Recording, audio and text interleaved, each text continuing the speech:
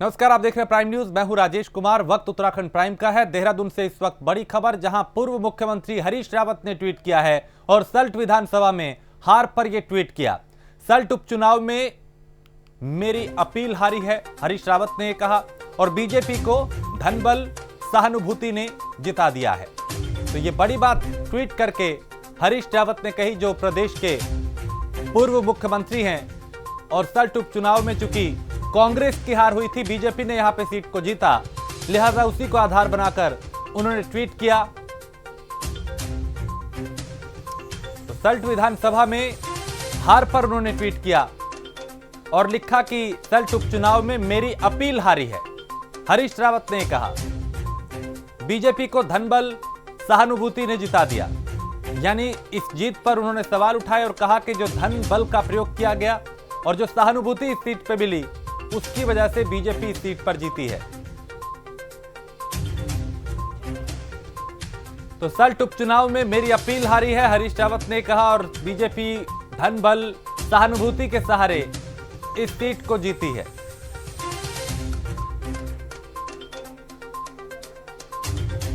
तो ये ट्वीट हरीश रावत का, जिन्होंने इसमें कई बातों का जिक्र किया और कहा कि मेरी अपील जो है वो हारी है।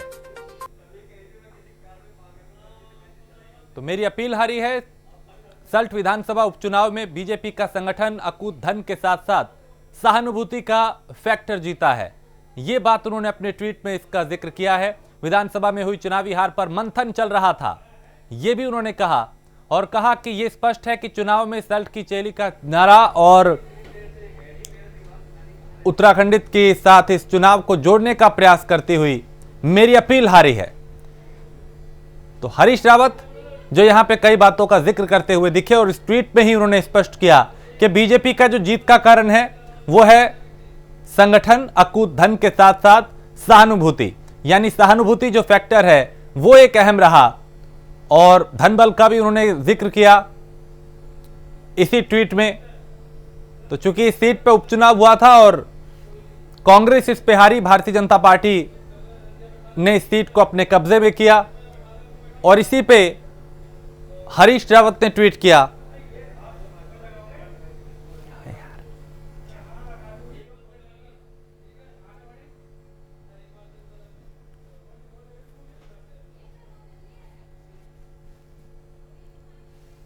तो सल्ट विधानसभा में हुई चुनावी हार पर सूबे के पूर्व मुख्यमंत्री हरीश रावत ने ट्वीट किया। देहरादून से खबर है, जहां कोरोना का कहर जारी है और कोरोना ने सारे रिकॉर्ड अब तक के तोड़ दिए हैं। इन 24 घंटों की बात करें तो 8,517 नए मामले आए हैं, जबकि अब तक 151 लोगों की जान जा चुकी है। एक्टिव केस की अगर बात करें तो एक्टिव केस की जो संख्या है वो भी काफी बढ़ती जा रही है। 62,000 एक्टिव मामले हैं अभी यहां पे पूरे प्रदेश पे अब तक। यानी इन 24 घंटों की अगर बात करें तो लगातार जो आंकड़े आ रहे हैं वो बेहद डरावने हैं। वो ये बता रहे हैं कि अब पहाड़ भी सुरक्षित नहीं है और उत्तराखंड में भी कोरोना तेजी से अपने पैर पसार रहा है। अब तक के सारे रिकॉर्ड जो है कोरोना ने एक दिन में वो तोड़ दिए, और पिछले अगर 24 घंटों की बात करें तो 8,517 नए पॉजिटिव मामले आए हैं। और पहाड़ के लिए, उत्तराखंड के लिए, पहाड़ी क्षेत्रों के लिए यह बहुत बड़ा आंकड़ा है।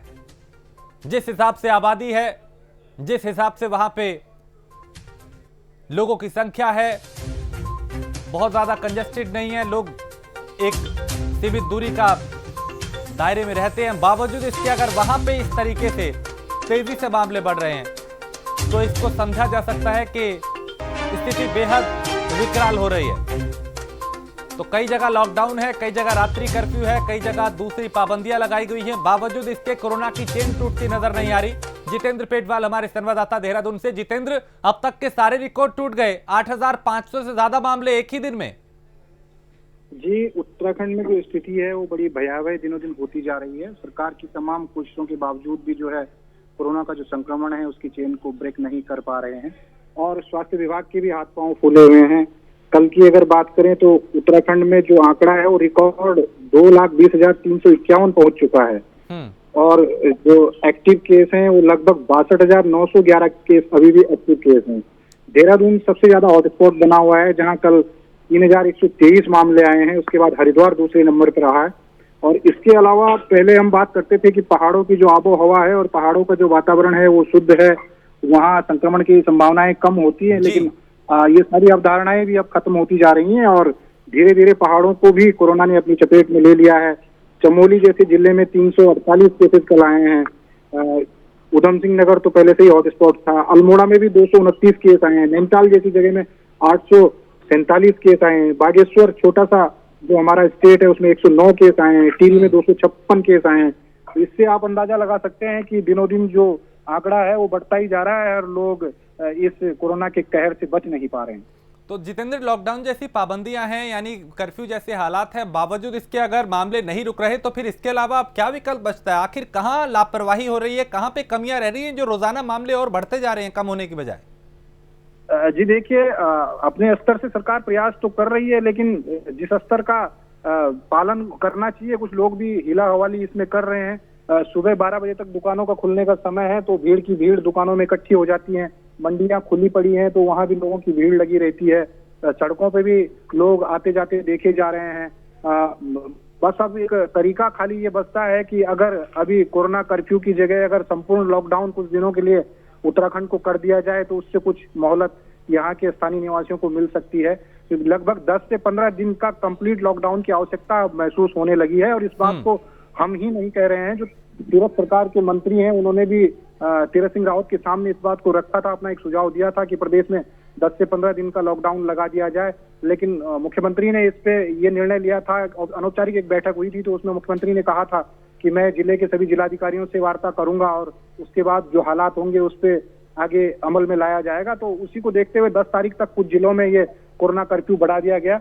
हालांकि अब कोरोना कर्फ्यू से ज्यादा फर्क पड़ने वाला नहीं है जब तक संपूर्ण लॉकडाउन प्रदेश में एक बार नहीं हो जाता है।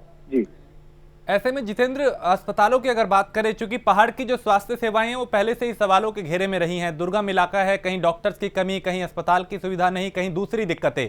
कोरोना काल में क्या हालात हैं? क्या ऑक्सीजन भरपूर है? क्या बेड की संख्या अस्पतालों में है? क्या मेडिकल स्टाफ जो है वो पर्याप्त संख्या में है? कहना मैं ये चाहता हूं, लोगों को वक्त पे इलाज मिल पा रहा है? जी देखिए, सरकार भले ही कितने दावे कर ले लेकिन अव्यवस्थाओं का भी अंबार लगा हुआ है। देहरादून जो अपनी राजधानी का क्षेत्र है, यहीं हम लोग रहते हैं, हम लोग देखते हैं, फील्ड में हम लोग जाते हैं तो देखते हैं कि कई लोग हमसे खुद मदद मांगने को कहते हैं कि हमारा ये रिश्तेदार है उसको कहीं एडमिट करवा दो, डॉक्टर से वहां बात कर दो, वहां टेस्ट नहीं हो पा रहे हैं, वहां लंबी लाइनें लगी हैं वो करवा दो। तो इससे सहज अंदाजा लगाया जा सकता है कि जब देहरादून जैसी शहर में ये स्थितियां हैं तो जो सुदूरवर्ती हमारे जिले हैं पहाड़ों के, वहां तो पहले ही जो है स्वास्थ्य सेवाओं की कमर आदि टूटी हुई है। रही सही कसर अब कोरोना ने निकाल दी है। कहीं मैं अपने क्षेत्र की बात करूं तो हमारे क्षेत्रों में ये स्थिति है कि लोग गाड़ियों में, जहां का मैं मूल जनपद का रहने वाला हूं, वहां लोग खाली टीकाकरण के लिए 20 से 25 किलोमीटर दूर गाड़ी बुक करके जा रहे हैं, तब वो कोविड का वैक्सीनेशन करा पा रहे हैं। तो ऐसी स्थिति में अंदाजा लगाया जा सकता है कि स्वास्थ्य सेवाओं की क्या स्थिति होगी। ऑक्सीजन की व्यवस्था नहीं है। मरीज आधे रास्ते में आते हुए देहरादून खाली देहरादून नाम पे रेफर कर दिया जाता है, लेकिन रास्ते में दम तोड़ देते हैं। कई घटनाएं आज पहाड़ों में ऐसी हो गई हैं, जो मरीज उत्तरकाशी से डिस्चार्ज हुआ और आधे रास्ते में आके उसने दम तोड़ दिया। तो ये जो स्थिति है और अफरा तफरी का माहौल है वो प्रदेश में शुरू हो गया है और स्वास्थ्य से अभी भी अगर सरकार। चलिए, बहुत शुक्रिया जितेंद्र इस तमाम जानकारी के लिए। तो देहरादून में भी कोरोना का प्रकोप जारी है और लगातार जो संख्या है पॉजिटिव की वो बढ़ती जा रही है। और जिला अस्पताल के डॉक्टर NS बिष्ट का बड़ा बयान आया है। देहरादून से बड़ी खबर, जहां कोरोना की दूसरी लहर से ज्यादा खतरनाक तीसरी लहर होगी और सरकार को बुजुर्गों को नहीं, पहले युवाओं को वैक्सीन लगानी चाहिए। इस वक्त ये बड़ी खबर आपको बता रहे हैं। वैक्सीन की मियाद पर सवाल भी उठाए हैं। तो तीसरी लहर आने से पहले बुजुर्गों को एक बूस्टर डोज की जरूरत है। कोरोना की थ्योरी समझने में कहीं गलती तो नहीं कर दी गई, यानी कई सवाल और कई सुझाव उनकी तरफ से दिए गए हैं और ये कहा गया कि कोरोना की थ्योरी समझने में कहीं गलती तो नहीं कर दी गई, यानी जो हालात अभी बने हुए हैं। तो देहरादून से खबर, जहां जिला अस्पताल के डॉक्टर NS बिष्ट ने बड़ा बयान दिया है और कोरोना की दूसरी लहर से ज्यादा तीसरी लहर खतरनाक होगी, ये उन्होंने कहा। सरकार को बुजुर्गों को नहीं, पहले युवाओं को वैक्सीन लगानी चाहिए। तो वैक्सीन की मियाद पर भी सवाल उठाए गए।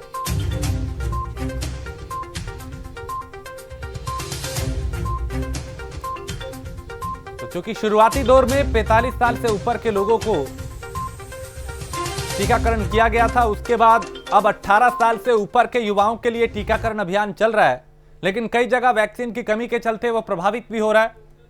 ऐसे में आज हम कोरोना की दूसरी लहर के बारे में चर्चा करना चाहते हैं। कोरोना की पहली लहर को लगभग 1 वर्ष का समय लगा। कोरोना की पहली लहर 6 महीने में पीक पर पहुंची और अगले 6 महीने पर ये अपने ढलान पर आई। इस दौरान नवंबर दिसंबर के आसपास जनवरी तक हमने देखा कि कोरोना के केसेस में काफी गिरावट आई और उस दौरान बुजुर्गों के लिए वैक्सीनेशन भी उपलब्ध हो।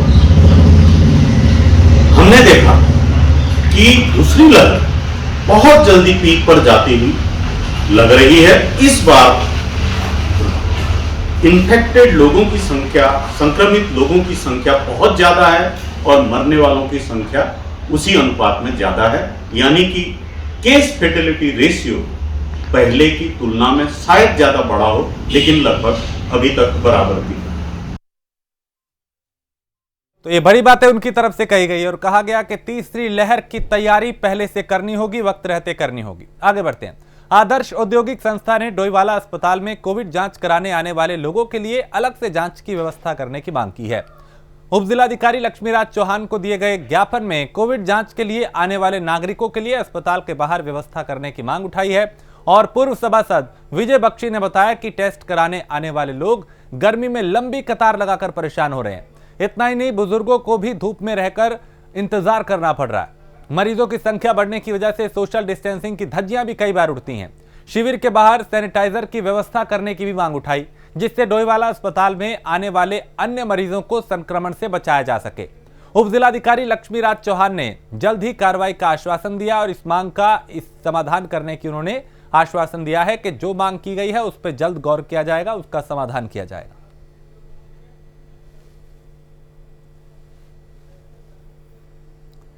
तो इस तरह की जो कतारें लग रही हैं उसको देखते हुए कहा गया है कि एक अलग से व्यवस्था करने की जरूरत है, जहां पे सैनिटाइजर हो, जहां पे मास्क हो, जहां पे सोशल डिस्टेंसिंग का पालन हो सके और दूसरे लोग जो अस्पताल आते हैं उनको संक्रमण से बचाया जा सके।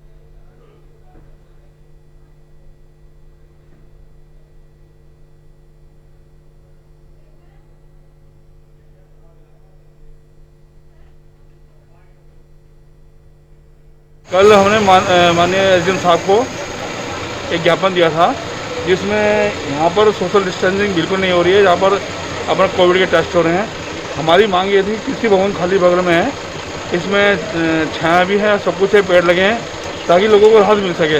इससे संक्रमण फैलने का ज़्यादा खतरा फैला हुआ है और मैं बार बार ये कहना चाहता हूँ डिपार्टमेंट से कम इनके लिए छाया और इसका प्रबंध तो करे, ताकि जो लोग आ रहे हैं बेचारे बचें। विजय भाई, दूर दूर से लोग आए हुए हैं, सुबह 6 बजे यहाँ खड़े हैं, 10 बजे टीम आ रही है, तो थोड़ा सा इसमें कहना चाहेंगे कि तेजी लाई जाए जांच में, स्टाफ बढ़ाया जाए। देखो, हमारे तो स्वास्थ्य विभाग से मांग ये है कि लोग काफ़ी दूर थानो, झड़ोन, आपका दूधली, आपका इठारना, हर जगह से लोग यहाँ पर आ रहे हैं बेचारे अपने टेस्ट के लिए, और इनका टेस्ट में बड़ी दिक्कत हो रही है।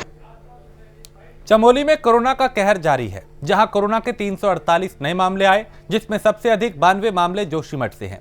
यहां अब तक कोरोना पॉजिटिव का जो आंकड़ा है वो 250 को पार चुका है। बावजूद इसके बाजारों में भीड़ थमने का नाम नहीं ले रही। जोशीमठ में कोरोना रोकथाम के लिए नगर क्षेत्र में सक्रिय है और यहां बाहर से आने वाले वाहनों को सैनिटाइज किया गया। नगर पालिका के गांधी मैदान में पालिका कर्मियों का कोरोना टेस्ट किया गया। बता दें कि जिले में अब तक 6,349 लोग कोरोना से संक्रमित हो चुके हैं, जिसमें से 4,107 लोग ठीक हो चुके हैं, जबकि 2,051 अभी एक्टिव मामले हैं जिनका इलाज चल रहा है। कुछ लोग अस्पताल में हैं, कुछ होम आइसोलेशन में हैं। लगातार लोगों से अपील की जा रही है कि 2 गज की दूरी, मास्क है जरूरी के नियम का पालन करें, लापरवाही ना बरतें, भीड़ का हिस्सा ना बने, बाजारों में भीड़ ना लगाएं। हालांकि इसकी रोकथाम के लिए कई तरह के कदम उठाए जा रहे हैं। वाहनों को सैनिटाइज किया जा रहा है, बाजारों को सैनिटाइज किया जा रहा है, बाजार खुलने और बंद होने का वक्त तय किया जा रहा है। कहीं पर रात्रि कर्फ्यू है, कहीं पर पूर्ण लॉकडाउन है और कहीं कुछ दूसरे कदम उठाए जा रहे हैं, महज इसलिए ताकि कोरोना की चेन को तोड़ा जा सके।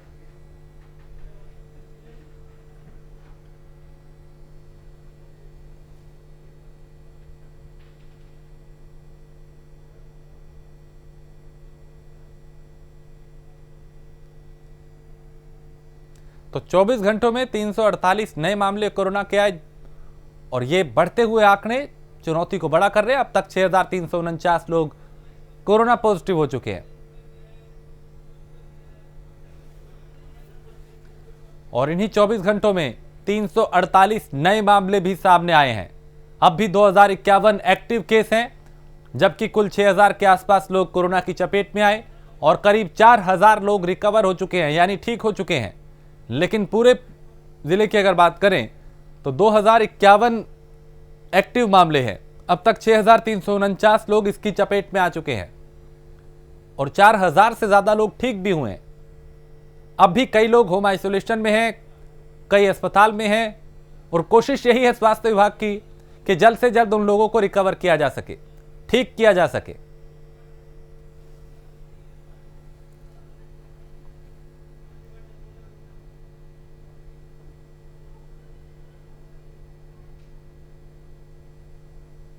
तो चमोली में कोरोना का जो मामले हैं वो बढ़ते जा रहे हैं। 348 नए मामले यहां पे आए हैं और 92 जो केस है वो जोशीमठ से हैं अकेले। यहां अब तक कोरोना पॉजिटिव आंकड़ा 250 को पार कर चुका है। बावजूद इसके बाजारों में भीड़ थमने का नाम नहीं ले रही। जोशीमठ में कोरोना की रोकथाम के लिए नगर क्षेत्र में सक्रिय टीमें पूरी तरीके से हैं और सैनिटाइज वाहनों को किया जा रहा है। संजय हमारे संवाददाता हैं चमोली से। संजय, किस तरह की व्यवस्था यहां पे की जा रही है, क्योंकि कोरोना के मामले तेजी से बढ़ रहे हैं? साधु की पहाड़ों में भी सीमांत का जो क्षेत्र है, पहाड़ों में भी कोरोना जो है बड़े ही ढंग से जो है बढ़ता जा रहा है। और बात की जाए अगर जोशीमठ नगर की, तो यहाँ गुरुवार को ही 92 केस जो है कोरोना के आ चुके हैं और अब तक 250 से ऊपर का आंकड़ा जो है सीमांत का जो सूबे का आखिरी नगर है यहाँ बढ़ चुका है, जिसको देखते हुए हालांकि प्रशासन जो है रोकथाम की पूरी तैयारी किए हुए हैं। स्वास्थ्य विभाग बिल्कुल सजग है, नगर पालिका सजग है। बावजूद इसके लगातार लोग जो है लॉकडाउन के बाद भी बाजारों में देखे जा रहे हैं और कुछ लोग बिना वजह जो है चौराहे नगरों के दुकानों के आगे खड़े दिखाई दे रहे हैं। हालांकि एसडीएम जोशीमठ ने कल दूसरा शासन आदेश निकल करके आज दोपहर 12 बजे बाद सभी मेडिकल स्टोर को छोड़कर सभी दुकानों को बंद करने के आदेश दिए हैं। लेकिन खुले तौर पे आधा से 1 घंटे तक 1 बजे तक जो है उनके आदेशों का भी उल्लंघन होता रहा। हम अभी बाजार से मुआयना करके आ रहे हैं और लगातार लोग अभी भी बाजारों में दिखाई दे रहे हैं। कहीं ना कहीं आप कह सकते हैं कि लोग खुद जो है कानून का भी और कोरोना के जो नियम है उनका भी उल्लंघन कर रहे हैं, यानी और यही एक बड़ी वजह है संजय, चूंकि कोरोना की चेन को नहीं तोड़ा जा रहा, कई तरह के कदम उठाए जा रहे हैं, कई तरह के नियम बनाए जा रहे हैं, लेकिन लोगों की जो जागरूकता है वो काम नहीं आ रही। लोग यहाँ पे जागरूक होके भी अनजान बने हुए हैं। बिल्कुल बिल्कुल राजेश, देखिए नगर पालिका जोशीमठ देखिए बिल्कुल लगातार 24 घंटे सैनिटाइजेशन कर रहा है, स्वास्थ्य विभाग जांच कर रहा है और जिनका जो काम है वो कर रहे हैं। लेकिन हम लोग जो सीमांत के लोग हैं, जो जागरूक लोग हैं, वो किसी न किसी बहाने मार्केट में घूम रहे हैं और बाजार में घूम रहे हैं और कोरोना को बढ़ावा दे रहे हैं। और हाल आप देख रहे हैं कि किस तरह से कल जिले में सबसे ज्यादा 348 का आंकड़ा है और उसमें 93-92 कोरोना पॉजिटिव केवल छोटा सा नगर है जोशीमठ, यही कोरोना पॉजिटिव 92 पाए गए। जी, अभी यहाँ पे अस्पतालों की क्या व्यवस्था है, किस तरीके से लोगों को इलाज मिल पा रहा है? क्या ऑक्सीजन की कोई किल्लत है? भरपूर मात्रा में है? अस्पतालों में बेड हैं, डॉक्टर्स हैं?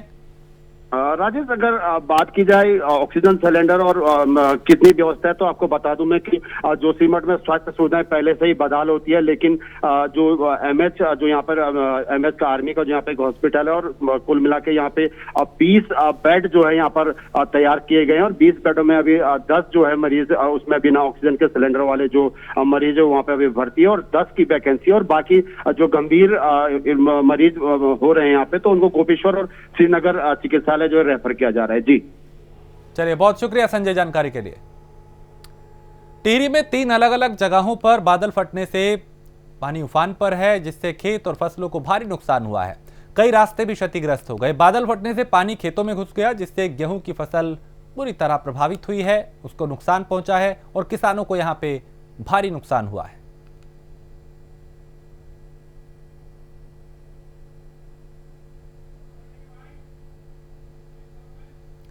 पौड़ी जिले के भैंसवाड़ा गांव में 2 व्यक्तियों पर भालू ने हमला कर दिया, जिसमें दोनों युवक गंभीर रूप से घायल हुए। दोनों को अस्पताल में भर्ती कराया गया है, जहां एक की हालत नाजुक बताई जा रही है। सरकारी व्यवस्था जो भी है वन विभाग के लिए भी तो सभी जगह सूचना भेज दी, अभी तक वहाँ से भी कोई सूचना नहीं आई उनकी। और यहाँ पर हॉस्पिटल के कर्मचारी जो भी आप लगे हुए हैं वो अपने उस पर लगे हुए हैं काम पे। अच्छा, तो यहाँ पे जो ट्रीटमेंट चल रहा था किस तरह से चल रहा है? ये ट्रीटमेंट अभी ठीक ही चल रहा है उनका, उन्होंने फटाफट जो भी अपना उनको तो क्या स्थिति है यहाँ पे उनकी? स्थिति तो एक तो खतरे से वो है, एक तो यहाँ से रेफर करके बाहर ले जा रहे हैं। क्या नाम है इनका घायल का? ज्यादा जो अनूप सिंह ने की है। वन विभाग की तरफ से अभी कोई सूचना नहीं आई। सरकारी गाड़ी एम्बुलेंस वगैरह से आया? कैसा है? नहीं, प्राइवेट गाड़ी बुक करके लाई गाँव से। है बंगलों के जो ऊपर जंगल है उसमें उसमें हमला किया है 2 लोगों में। और एक का जो है दायां जो हिस्सा है सिर का वो उसने काफी हद तक जो है डैमेज कर दिया है। और दूसरे का जो है दायां पैर और सिर में जो है उसने जख्म ले रखे हैं। सर्जरी वाले आए हुए हैं, हमने उनको सूचना कर दी है। जिसका सिर का हिस्सा ज़्यादा डैमेज है उसको हम एम्स रेफर कर रहे हैं, दूसरा स्टेबल है उसको हमने जो है सारे ट्रीटमेंट देके अब घर के लिए हम भेज रहे हैं। बीच बीच में वो अपने ट्रीटमेंट के लिए आता है।